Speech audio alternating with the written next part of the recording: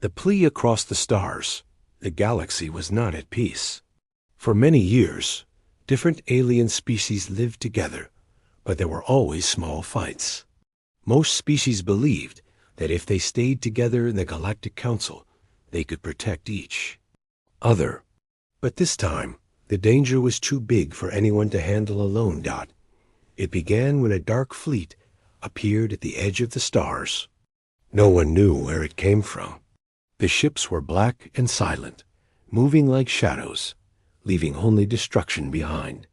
Planets that tried to fight were turned to dust. Stations were left floating, empty and cold. Entire cities went silent. The name of the enemy was not important. What mattered was that nothing could stop them. Panic spread through the galaxy. Leaders of the different planets called an emergency meeting. Everyone gathered on the shining world of Vesta Prime. The council hall was packed with beings of every shape and color, small, tall, scaled, or soft-skinned. The main screen showed one thing: the path of destruction growing bigger every day. Ambassador Toma, a short, green-skinned leader from a peaceful world, stood at the center. He spoke with a trembling voice. "We have called on every ally. Our own fleets are broken. We have only one hope left. We must ask Earth for help." A heavy silence followed. Earth was known as a death world, a planet so wild and dangerous that most other species feared it. Humans were strange to many, strong, quick, clever, and unpredictable. They were not cruel, but everyone knew that if Earth went to war, the whole sky would shake. Some council members shook their heads. Others argued that humans would never answer. Earth had not come to council meetings in years. They preferred to watch from far away. "What if they refuse?" asked a furry diplomat from the cold moons of Rin. Or worse, what if their answer brings more trouble? But there was no other choice. The council sent a message through the deepest channels, an official plea for help, signed by every member. The message was clear. The galaxy needs you, Earth. We face destruction. Please send aid. For days, there was no reply. The council waited, growing more desperate as reports arrived: another planet lost, another fleet destroyed. Some members began to lose hope. Maybe Earth would not listen. Maybe the stories about humans were just old legends. Then, just as the council was about to break apart, the answer arrived. The council's main screen flickered. A simple message appeared, written in Earth's language and translated instantly for all to see. Message received. Stand by. Confusion filled the room. Was that all? Some wanted to send another message, but before anyone could move, the warning alarms rang. The sky above Vesta Prime filled with strange signals, unseen frequencies, powerful and clear.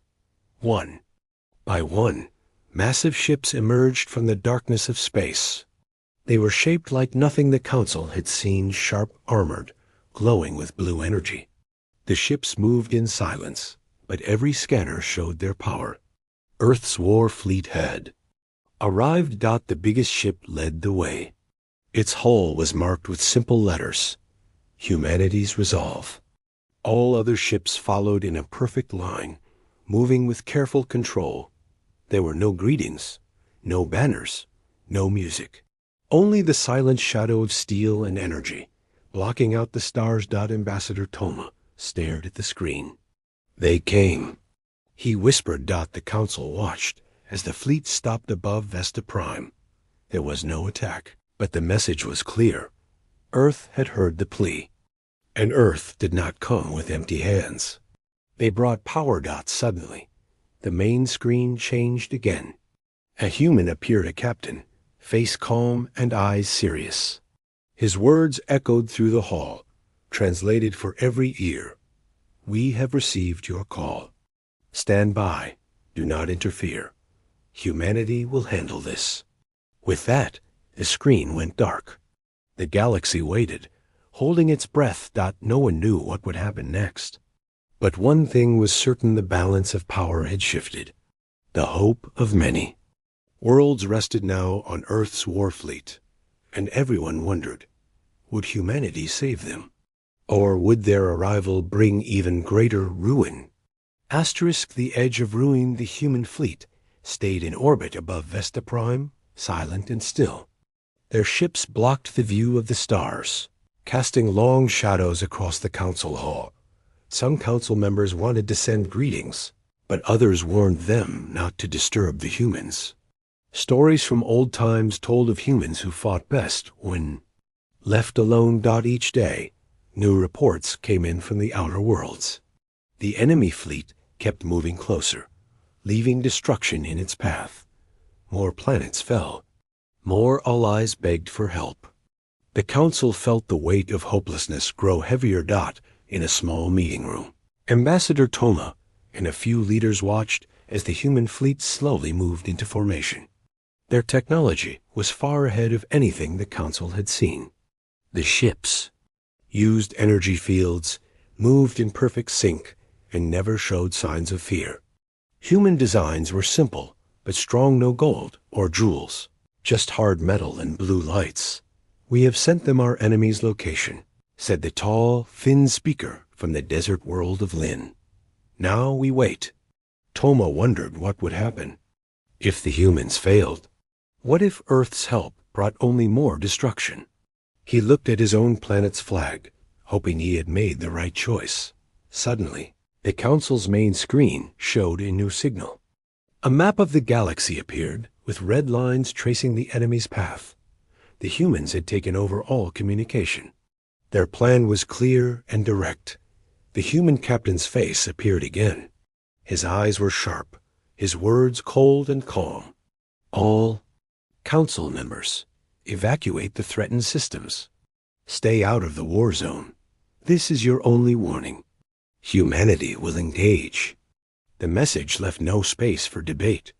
The council ordered an immediate retreat from the front lines. Ships fled from danger, carrying as many as they could.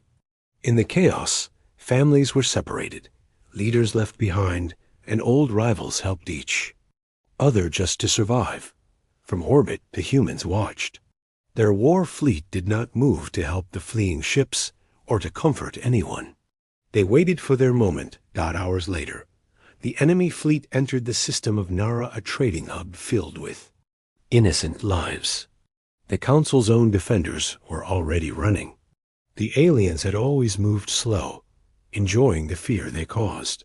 Now they expected another easy victory. Instead, they met humanity. The first shots came from the lead human ship. Blue beams of energy crossed space and struck the enemy's largest vessel. Shields failed at once. The ship exploded in silence, pieces spitting into darkness. The enemy fired back, but human ships dodged every shot. Their weapons were fast and brutal. Ship after ship in the enemy fleet broke apart, burned, or vanished in clouds of dust. The battle did not last long. Within minutes, half the enemy fleet was gone. Those who tried to run faced a new threat: small, fast human attack ships that moved like shadows, cutting off every escape. From Vesta Prime, the council watched the battle in shock. They had expected a hard fight, maybe a long war. Instead, they saw humans crush the enemy with speed and power no one had imagined. Thomas' hands shook as he realized what he was seeing. "They are not just helping," he whispered. "They are making a point." As the battle ended, the human captain appeared once more on every screen. His words were simple, system clear, proceed with recovery. The galaxy felt two things: hope for survival and fear of the force they had called. But it was not over yet. Far from Nara, the enemy still had ships left, gathering for a second strike. The war had only begun, and everyone now understood if humanity chose to bring ruin, nothing could stop them. The line in space after the Battle of Nara.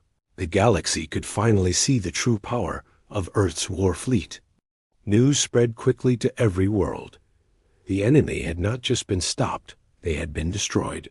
Survivors from Nara sent messages of thanks, but many more messages were filled with fear. Even those who once doubted Earth now whispered about. The human strength dot inside the council hall, leaders gathered again, watching the battle's recordings. The enemy's ships were nothing compared to the firepower of the humans. The blue beams of energy cut through shields and armor. The enemy had no chance to adapt, no time to understand. The council saw, again and again, how human ships moved.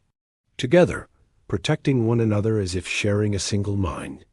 Ambassador Thomas stood with his hands behind his back, looking at the map of the stars. The enemy still had forces in the galaxy, gathering near the rim worlds. There were rumors that the enemy was calling for reinforcements from unknown space. Thomas' voice was low as he spoke. If Earth's fleet cannot stop them, no one can. Other council members worried about what would happen next. What if the humans do not stop when the war is won? Ask the small, silver-eyed leader from Doria. What if they see us as weak and turn their weapons on us? No one had an answer. The galaxy now stood between fear of the enemy and fear of their saviors. Back above Vesta Prime, the human fleet began to move again. They received new coordinates this time, not from the council, but from their own scouts. Human technology worked quietly and quickly, scanning for any sign of enemy ships. Within hours, Earth's war fleet found the gathering place of the enemy armada, a dark nebula where lost ships vanished and nothing good survived. The human captain, whose name was not given to the council, prepared his fleet. He sent one more message to the galaxy. Humanity draws the line here. No enemy will pass. The council watched as the human fleet entered the nebula. Their ships seemed to become shadows, lost in the swirling colors and dust. Only the scanners could see the truth. The humans were moving in perfect silence, weapons ready, engines humming at the edge of sound. Inside the nebula, the enemy fleet waited. Their ships were larger this time, reinforced with armor, powered by stolen cores from conquered worlds. Their leaders gave commands, sure that their numbers would overwhelm even the humans. But the first attack came from Earth. The human fleet split into wings, moving through the clouds with perfect timing. Each shot hit its mark. Enemy ships exploded, fire lighting up the darkness. The enemy tried to respond, launching missiles and energy beams in all directions. But human ships slipped through every trap. Their pilots were calm, their computers fast, their teamwork unmatched. Even when enemy ships got close, the humans fought back with silent boarding teams, groups in black armor who moved like ghosts. The nebula turned into a graveyard. Human ships took damage, but not one was lost. They protected each other, repairing as they fought, always covering their weakest points. The enemy's numbers did not matter. Against Earth's war fleet, no strategy was enough. When the last enemy ship fell silent, the nebula itself seemed to breathe out. The darkness faded. Human warships returned to open space, battered but still strong, moving in perfect formation. Back at the council hall, Ambassador Thomas stood in awe. He realized that the galaxy had not just called for help. They had awakened a force no one fully understood. The line had been drawn, and Earth's fleet stood on it. But as the humans returned to Vesta Prime, a new question began to grow in every mind. Now that Earth's fleet had brought ruin to the enemy, would they ever give back the power they had? Shown? Or had the galaxy traded one threat for another, far greater one? The stars were quiet, but the galaxy waited for humanity's next move. Asterisk, the price of salvation, the galaxy was quieter now. After the defeat in the nebula, the enemy fleet scattered, afraid to face the humans again. News of the humans' victory spread everywhere. Worlds that had lost hope began to rebuild. Refugees returned to homes, families found each other again, and people started to dream of peace. But the council hall on Vesta Prime was not at peace. Inside, the leaders sat together, worried. They knew the enemy was broken, but they did not feel safe. They looked up at the screens, watching the human warships still floating in their sky. The ships never powered down, never left their stations. Every light, every movement showed that the humans were still ready for war. Ambassador Toma walked the wide halls of the council building. He was tired, but he could not rest. Every time he closed his eyes, he saw the blue energy beams and the burning enemy ships. He remembered how quickly Earth's fleet had answered their call, how easily they had brought ruin. Some council members wanted to thank the humans. Others wanted to ask them to leave. A few whispered about trying to control or stop Earth before things went wrong. Toma listened, but said nothing. He understood something they did not. The humans were not guests. They were guardians, or maybe new rulers. One morning, the human captain sent another message. His face looked tired now, a scar running along his jaw. He spoke to all council members at once. The enemy is gone. We will stay to watch for any new threat. Do not try to approach our ships without permission. The price for your safety is simple: let us do our job. The words sent a chill through the council. They realized Earth was not asking for payment. They did not want gold or planets or technology. Their price was control over when and how to use force. Control over who could come near them. In the following days, the council tried to talk to the humans. They sent messages, invitations, even gifts. Each time the reply was the same: thank you, no visitors. No one was allowed on the human ships. No one saw what happened inside. Meanwhile, humans began helping quietly on the surface of Vesta Prime. Their soldiers brought food and medicine to those who needed it. Their engineers helped repair broken buildings. They worked quickly, always in groups, always watching the sky. When their work was done, they disappeared without a word. Some aliens began to fear the humans more than the enemy they had defeated. They watched as human patrols moved through the city at night, checking for any sign of danger. No one dared to break the law while the humans were near. Ambassador Toma decided to do something no one else dared. He asked for a private meeting with the human captain. At first, there was silence. Then a reply: come alone. Toma boarded a small shuttle and crossed the empty space to the biggest human ship. It was like flying toward a mountain made of steel and blue fire. Inside, he found the captain waiting, surrounded by screens and maps of the galaxy. Thank you for meeting me, Toma said, bowing his head. The captain nodded, but said nothing. Toma tried to find the right words. We called for help. You saved us. But now our people are afraid. What are your plans for the galaxy? The captain's answer was simple. We do not want to rule, but we will not let this galaxy fall into chaos again. If another enemy comes, we will be ready. If anyone threatens the peace, we will answer. Toma looked into the captain's eyes and saw something more than strength. He saw a deep sadness, a heavy burden. The humans had saved the galaxy, but they had lost something in the process: their place among the stars as equals. When Toma left the human ship, he knew the truth. Earth's fleet had saved the galaxy, but at a cost. The peace everyone wanted now depended on the silent threat above them. Salvation had come with a price, and only time would tell if the galaxy could live with it. Asterisk shadows and suspicions days turned into weeks. The galaxy started to heal, but the shadow of Earth's fleet hung over every world. Most people were grateful, but fear grew just as quickly as hope. News reports showed human patrol ships moving between the stars, always silent, always watching. Many believed the humans would stay forever. On some worlds, people whispered in the markets and streets.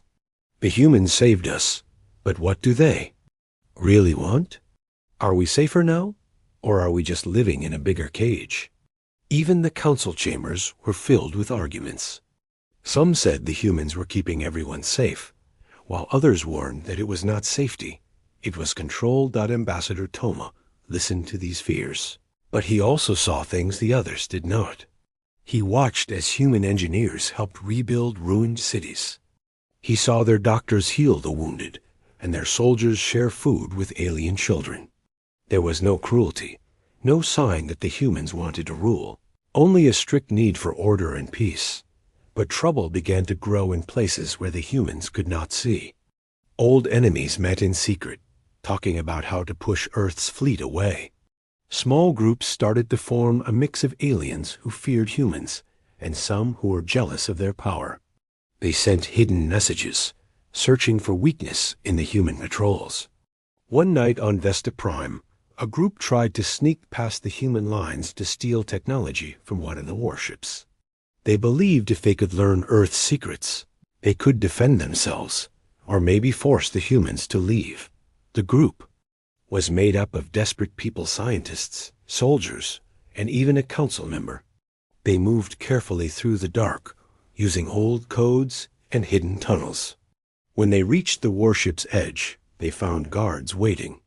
Human soldiers in black armor stood silently, their weapons ready. They had been watching the group for hours.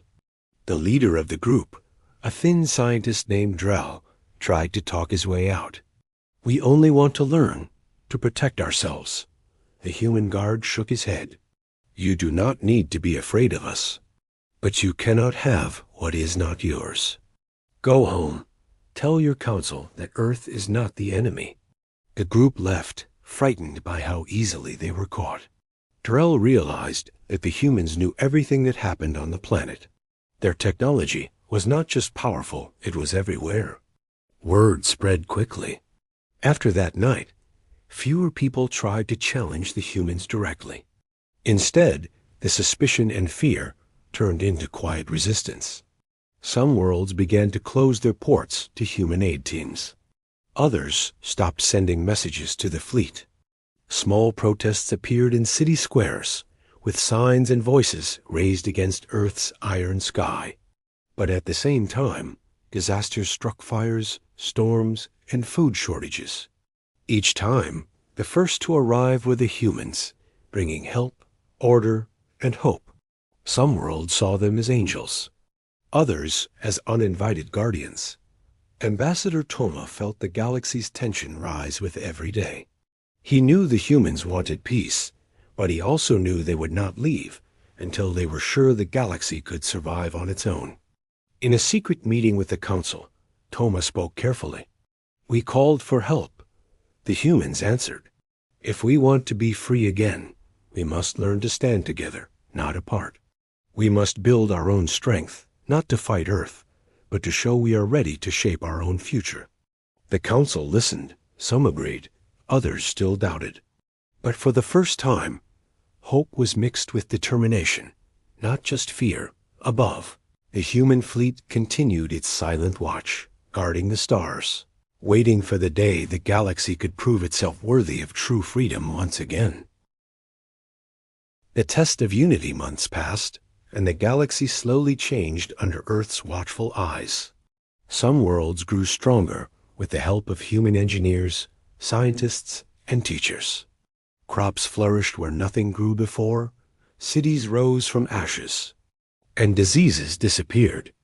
Earth kept its promise, never taking, only giving, but always on its own terms. But in the background, tension simmered. A council grew restless. They wanted the humans to leave, yet they knew their own forces could not hold the peace. Ambassadors met behind closed doors, searching for a way forward. Some called for patience, others for bold action. One day, news spread of a disaster on a distant colony, a moon called Tyros, home to millions. An explosion tore through a mining station, trapping thousands underground and sending toxic dust into the sky. The local leaders begged for help. Without rescue, the colony would be lost in days. Before the council could decide what to do, the humans moved. Earth's fleet dispatched rescue ships and medical teams at once. Their technology cut through. The rock, their machines filtered the air, and their doctors worked day and night. Aliens and humans dug side by side, saving lives together. Ambassador Toma traveled to Tyros to see it with his own eyes. He saw fear turn to trust as human and alien worked as one. There were no borders, no secrets, just people helping each other. Toma joined the rescue efforts, handing out water and comforting children. In those days, something began to change. Council members who had once feared the humans saw them differently. The old suspicions faded as they watched Earth's people risk their own lives to save strangers. Human leaders, too, noticed the shift. They saw the galaxy's races learning, growing, becoming more than what they had been. After the crisis, Toma called a meeting with both council and human leaders. They met not in a grand hall, but in a simple camp on Tyros, surrounded by the survivors they had saved. Toma stood and spoke to both sides. We asked for help, and you gave it. But the greatest gift was not your weapons or your ships. It was your example. We have learned to care for each other again. If we wish for freedom, we must earn it together. The human captain nodded. We never wanted to rule. We wanted the galaxy to stand on its own feet, strong enough to protect itself. A silence followed.